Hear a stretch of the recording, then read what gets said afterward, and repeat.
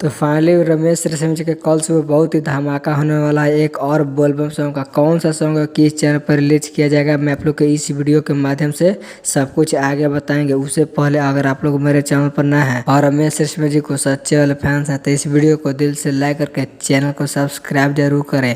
ताकि बिना समय लेते हुए इस वीडियो को स्टार्ट कर देते हैं। सबसे पहले मैं आप लोग को बता दूं कि जो रमेश रेशमिया जी का कल सुबह बोलबम सॉन्ग आ रहा है उस सॉन्ग का बोल है ए बाबा देह पर चढ़ा दी वर्दी।